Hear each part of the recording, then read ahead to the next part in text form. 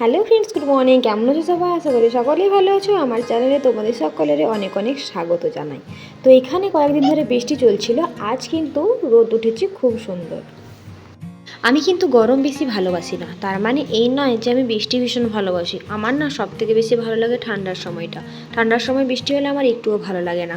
তো সেই কারণে আজ দেখো রোদ দিয়েছে, আমার মনটা আনন্দে ভরে যাচ্ছে। আর যেদিনে রোদ দেয় আমি চেষ্টা করি বাড়ির সমস্ত কটা জিনিস একটু রোদে দেওয়ার জন্য। তো দেখো হাজব্যান্ডের জুতোগুলো একটু রোদে দিয়েছি। আর কালকে আমি একটু ভেজ বিরিয়ানি বানিয়েছিলাম, তো চালটা একটু বেশি হয়ে গেছিলো, তো সেটাও একটু রোদে দিয়েছি। জানি না এই চালটার কি হাল হবে, কিন্তু দেখা যাক কী হয়, একটু রোদেই দিলাম। এবার আমি ব্ল্যাঙ্কেট, বালিশ আর কয়েকটা জামা কাপড় আছে সেগুলো সব রোদে দেবো। আমার জুতোগুলো রোদে দেবো। আর মেয়েকে দেখো এখানে আমি সকালে খাবার খাইয়ে টিভি চালিয়ে দিয়েছি, একটুখানি টিভি দেখছে। কারণ সকালে আমার অনেক কাজ হয়, ওকে টিভিতে না বসালে আমাকে কোনো কাজই করতে দেয় না, সারাক্ষণ মামা মামা করতে থাকে। আর সকালে ওর কোলে চাপার নেশাটাও একটু বেশিই থাকে। আর এই দেখো এই লকারটা আমার হাজব্যান্ড নিয়ে এনেছে এখানে ইউজ করার জন্য। ইউজ করার পর এখানে আরও দিয়ে চলে যাব। আর দেখো আমার ঘরের মধ্যে সকালবেলা কত সুন্দর রোদ আছে। আসলে আমার রুমটা না দুটো দরজা আছে, একটা বেডরুমের সাথে দরজা আছে আর একটা ওয়াশরুমের কাছে আছে। তো বেডরুমের দরজাটা কিন্তু আমি খুলে দিই, কারণ ওতে অলরেডি একটা নেটের দরজা লাগানোই থাকে। প্রতিদিন সকালবেলা ঘুম থেকে ওঠার পর আমার মেয়ে হরলিক্স খায়, তো তারপর মোটামুটি 10টা সাড়ে 10টার দিকে আমার মেয়েকে আমি হয় খিচুড়ি দিই, নয়তো ভাত দিই। সেদ্ধ ভাত, ভিন্ডি ভাজা, আলু সেদ্ধ, ডিম ভাজা কিছু একটা বানিয়ে দিয়ে দিই।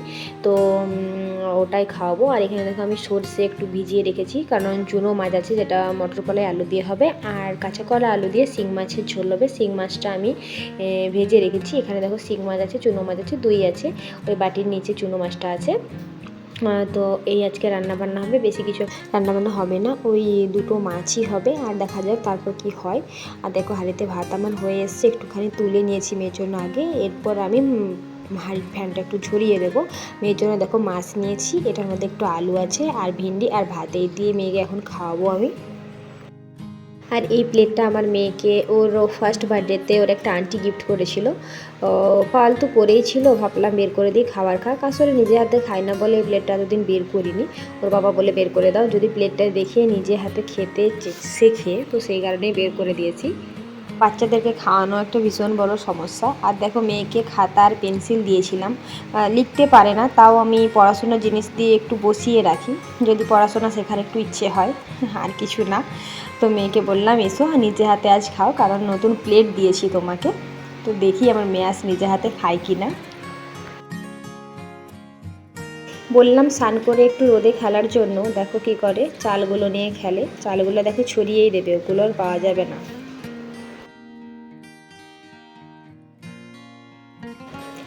আর এই দেখো আমার মেয়ের দুইটা ফ্রেন্ড বিক্রান্ত আর রিয়া, তো এরা কিন্তু বয়সে একটু বড়, এদের 6 বছর বয়স হলো। আর আমার মেয়ের তো সবে 2.5 বছর বয়স হয়েছে। কিন্তু যেহেতু আমরা একই কাছে থাকি, তো সেই কারণে ওরা খুব ভালোই সাথে খেলে। আর আমি দেখো স্নান টান সবে করলাম, আর কিচেন টিচেন অনেকটা পরিষ্কার করে নিয়েছি।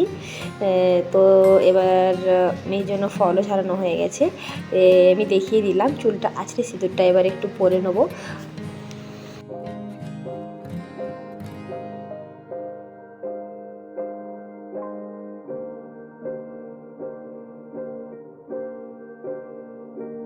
স্নান টান করে চুল আছড়ে যতক্ষণ না সিঁদুর পরবো, নিজেকে যেন একটা খালি খালি লাগে।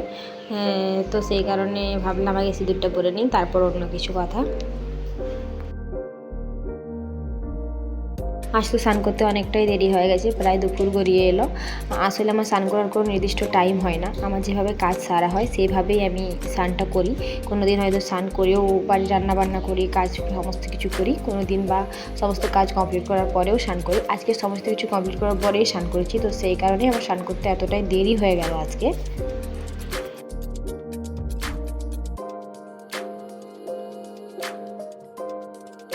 তো এখানে থাকলে কিন্তু আমি প্রত্যেক দিন স্নান টান করে ঠাকুরকে একটু ধূপ দিই। তো চলো এবার একটু ঠাকুরকে ধূপ দিয়ে দিই। আর এই সিংহাসনটা দেখো আমি মিশো থেকে নিয়েছি, মোটামুটি 300 টাকার মতো নিয়েছে।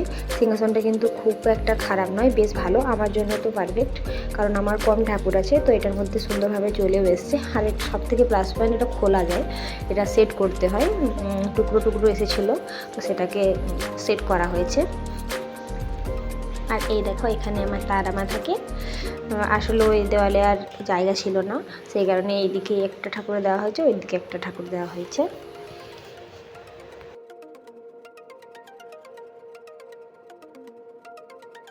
ভেবে রেখেছিলাম বিকেলবেলা আজ পাটিসাপটা বানাবো, তো সেটাই এখন বানিয়ে নিচ্ছি।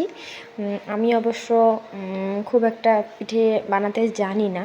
বাড়িতে বিয়ের আগে বাড়িতে মা বানাতো, আর শ্বশুরবাড়িতেও আমার শাশুড়ি মা খুব ভালো পিঠে বানায়, তো আমি কোনো দিনই বানাইনি। যেহেতু এখানে পুরো শীতটাই আছি, একদিনের জন্য বাড়ি যাওয়া হয়নি, মানে আমি ছুটি তো এখনও নিইনি। আর জানো তো পিঠের যত অনুষ্ঠান সমস্ত কিছু ঠান্ডার সময়েই হয়। আমরা এপ্রিলে বাড়ি যাব, ততদিনে আর পিঠে খাওয়া যাবে না, তো ভাবলাম বাড়িতে একটু ট্রাই করি। ঠান্ডার সময় পিঠে খেতে একটু বেশি স্বাদ লাগে, যেটা আমার মনে হয়, জানি না তারপর কার কেমন মনে হয়। আর আমার এখানে না তালের পাতা ছিল না, তো সেই কারণে আমি একটা মোটা পেপার কেটে নিয়েছিলাম, তো সেই পেপারটা দিয়েই আমি মেলেছি। আর এই দেখো চাছির পুর বানিয়েছি, তো দেখা যাক কেমন হয়। আর যেহেতু এখানে একা একাই আছি, সেহেতু তো এবার একটু করে খাবার বানানো শিখতে হবে, বলো, নয়তো কোনো কিছু খেতেও পারবো না আমরা। বাড়িতে থাকলে হয়তো মা বানিয়ে খাইয়ে দেয়। সকাল থেকে মোটামুটি আমি 10 বার মাকে কল করেছি, কিভাবে করব, চালটা কিভাবে ভেজাবো, কিভাবে বানাবো, এই চলে খালি সকাল থেকে আমার আজ। মোটামুটিভাবে মনে হচ্ছে তো একটু একটু খাওয়া যাবে, কারণ আমি তো ফার্স্ট টেনশনে ছিলাম তার মধ্যে না ছিটে যায়, তো ছিটে নিই, যেহেতু উল্টেছে সেহেতু যেভাবে হোক খাওয়া যাবে। দেখতে সুন্দর না হলেও আশা করি টেস্ট আসবে।